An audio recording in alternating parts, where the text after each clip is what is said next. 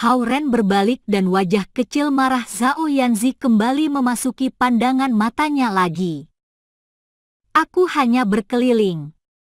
Kenapa kau sangat marah? Ia bertanya dengan ringan. Zhao Yanzi tidak menjawabnya. Ia mungkin tidak tahu apa yang mau dikatakan.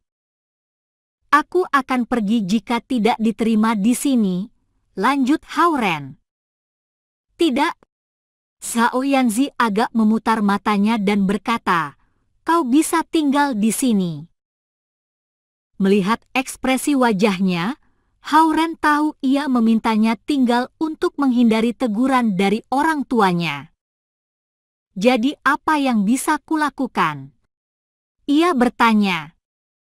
Apapun yang kau mau. Zhao Yanzi duduk di depan komputer dan menyalakan kembali layarnya dengan mouse-nya. Desktopnya adalah foto Zhao Yanzi menggunakan bikini di pantai. Kulit halusnya bersinar dengan cerah di bawah matahari di antara ombak biru. Dia memiliki senyum yang cerah dan lidah kecilnya keluar dengan jenaka di foto, yang menunjukkan giginya yang rata dan putih. Siapa yang tahu kenyataannya ia seorang setan kecil? Ia segera mengubah layarnya karena ia pasti menyadari Hao Ren menatap fotonya. Akan tetapi, Hao Ren tidak dapat melihat ekspresinya dari tempat ia berada. Zhao Yanzi mulai memainkan game satu yang belakangan ini paling populer, tanaman versus zombie. Ia memusatkan perhatian melanjutkan levelnya yang terakhir karena ia telah memutuskan untuk tidak memperdulikan Hao Ren. Ini sebuah buku tua seperti yang bisa kau diketahui dari permainannya. Hao Ren berjalan menuju meja karena bosan dan mengeluarkan buku secara acak dari lemari. Zhao Yanzi melanjutkan permainannya tanpa memperhatikan Hao Ren. Hao Ren duduk di kursi dekat balkon. Ia membaca novel itu di sinar matahari sore. Zhao Yanzi tidak tahan untuk tidak meliriknya saat ia memainkan game itu. Ia tidak terlihat seperti orang jahat meskipun ia tidak seganteng itu. Pikirnya pada diri sendiri saat ia melihat Hao Ren, yang dengan diam membaca di bawah sinar matahari. Tapi untuk menikahinya, Zhao Yanzi merasakan batinnya bergejolak. Ia cemberut saat melanjutkan permainannya. Waktu berlalu saat ia berjuang melewati banyak level. Ia sangat fokus pada permainan dan sepenuhnya melupakan Hao Ren. Ada semakin banyak zombie di layarnya dan penembak kacang yang ditanam Zhao Yanzi tidak cukup untuk mengalahkan mereka. Ia tidak dapat melakukan apapun selain melihat para zombie menembus pintu. Ia gagal 5 kali pada level itu dan akhirnya menjadi frustasi karenanya. Ia melemparkan mouse-nya ke meja seolah-olah ia marah pada komputernya. Bodoh. Sebuah suara datang dari belakangnya. Ia berbalik tidak menyadari kapan Hao Ren di belakangnya. Wajahnya langsung tersipu. Ia menyalahkan dirinya yang terlalu fokus dan melupakan keberadaan Hao Ren. Meski begitu, itu bukan sepenuhnya kesalahannya karena ini kamar tidurnya dan ia selalu sendirian di sini. Seluruh perhatiannya terpusatkan pada game itu dan hal itu membuatnya melupakan tamu yang diam itu dalam kamarnya. Bukan masalahmu. Ia akhirnya meledak setelah 2 detik keheningan. Tanam 2 blok bunga matahari di belakang, sisakan 1 blok kosong untuk penembak kacang es di depan, tanam 1 blok lagi penembak kacang di depannya.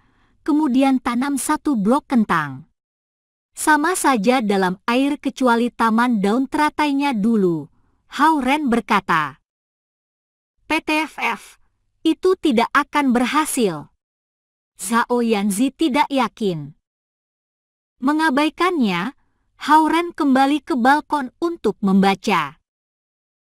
Zhao Yanzi berpikir keras di kursinya sebelum ia memulai level itu lagi. Ia berhasil melewati level itu menggunakan strategi dari Hao Ren. Apakah berhasil? Hao Ren bertanya sambil membaca bukunya dengan tenang. Tidak, kata Zhao Yanzi, tiba-tiba marah. Hao Ren berdiri, berpura-pura hendak menghampiri dan memeriksa. Zhao Yanzi segera keluar dari game itu dengan panik. Meskipun demikian foto desktop itu semuanya dapat dilihat oleh Hao Ren. Jangan melihat itu. Zhao Yanzi tergesa-gesa berdiri dan menghalangi pandangannya. Foto ini memperlihatkan tubuhnya dalam baju renang. Bagaimana bisa itu dilihat oleh orang lain? Aku sudah pernah melihat versi hidupnya. Apa yang sangat spesial tentang foto itu? Hao Ren berkata dengan jijik. Zhao Yanzi menggertakkan giginya dan mengepalkan tinjunya. Ia memukul Hao Ren di dadanya. Berkat hilangnya intisari batinnya, itu bukan pukulan yang keras. Bukannya menyebabkan rasa sakit di dada Hao Ren. Entah bagaimana dilakukan dengan cara kekanak-kanakan yang menawan. Zhao Yanzi sedikit puas dengan reaksi Hao Ren karena ia menutupi dadanya dan berpura-pura sakit. Aku akan memberimu pelajaran lagi jika kau mengatakan sesuatu yang seperti itu lagi, katanya. Ia kemudian duduk dan melanjutkan permainan tanaman versus zombie-nya. Hao Ren bosan membaca, jadi dia menarik kursi di sebelahnya dan menonton ia bermain. Zhao Yanzi sebenarnya bosan bermain sendirian, sehingga ia senang Hao Ren menontonnya. Apalagi ia benar-benar membutuhkan bantuan pada beberapa level. Tanam chomper di sini. Sini, ambil mataharinya. Ini dia gelombang terakhir. Siapkan bom cerinya. Hao Ren terus memberi instruksi di sebelah. Sangat mengganggu. Aku tahu. Zhao Yanzi menyalahkannya sambil melakukan yang ia katakan. Tangannya bergerak dengan cepat dengan mouse-nya. Keduanya begitu terfokus pada layar untuk sadar Zhao Hongyu diam-diam telah membuka pintu sedikit, memandang mereka sambil berdiri di pintu dan pergi dengan senang. Waktu berlalu saat mereka mencapai level terakhir, saatnya waktu makan malam. Tok tok tok, ada ketukan di pintu. Zhao Yanzi menghentikan game itu bersamaan dengan Hao Ren yang juga menjadi sadar. Oke, cukup bermain. Waktunya makan malam, Zhao Hongyu berkata dengan nada lembut. Zhao Yanzi menoleh ke pintu dan kemudian menoleh ke sampingnya. Tiba-tiba ia sadar kepala Hao Ren dan kepalanya tanpa mereka sadari menjadi sangat dekat. Ia cepat-cepat memiringkan tubuhnya 45 derajat ke depan untuk menghindari Hao Ren. Di saat yang bersamaan, Hao Ren juga menyadari mereka terlalu dekat. Dengan malu ia batuk-batuk 2 kali dan duduk tegak. Zhao Yanzi mematikan komputernya dan dengan tergesa-gesa keluar dari ruangan, pura-pura tenang. Aku sama sekali tidak menyukai laki-laki itu, bagaimana bisa aku senang sekali bermain permainan dengannya? Ia berjalan menuruni tangga sambil menuduh diri sendiri. Hao Ren juga bertanya-tanya mengapa ia begitu suka bermain game dengan gadis kecil itu. Mereka melihat mejanya dipenuhi dengan hidangan-hidangan yang lezat saat mereka masuk ke ruang makan kecil di bawah. Sudah malam, aku sebaiknya pulang, kata Hao Ren. Makan malamlah di sini, Zhao Guang berkata dengan nada tenang. Kedengarannya lebih seperti sebuah perintah daripada sebuah undangan. Apakah mereka juga menahanku malam ini setelah makan malam, pikir Hao-Ren pada dirinya sendiri. Tetapi ia segera menyingkirkan ide yang tidak nyata itu dan duduk dengan malu. Itu adalah makan malam keluarga biasa di mana Zhao Hongyu dan Zhao Guang membicarakan hal-hal kecil dalam hidup. Hao-Ren mendengarkan dengan acak saat mereka membicarakan hal-hal yang tidak ia mengerti. Tentu saja, pasangan itu tidak menahan Hao-Ren untuk bermalam setelah makan. Ia menyadarinya dan pamit. Antarkan ia pergi, Zi. Zhao Hongyu memberitahu anak perempuannya. Zhao Yanzi berdiri dengan enggan, ia melihat Hao-Ren dan mengikutinya ke pintu. Hao-Ren berbalik dari penyeberangan jalan di luar rumah mereka dan melihat bibir kecil Zhao Yanzi yang cemberut. Bibir itu mungkin bisa menggantung sebuah kalung. Tidak apa-apa. Kau bisa pulang sekarang, ia berkata. Oh, ia berbalik untuk pergi. Zi, suara Zhao Hongyu terdengar. Dengan enggan, Zhao Yanzi kembali berbalik sambil melihat Hao-Ren dengan sedih.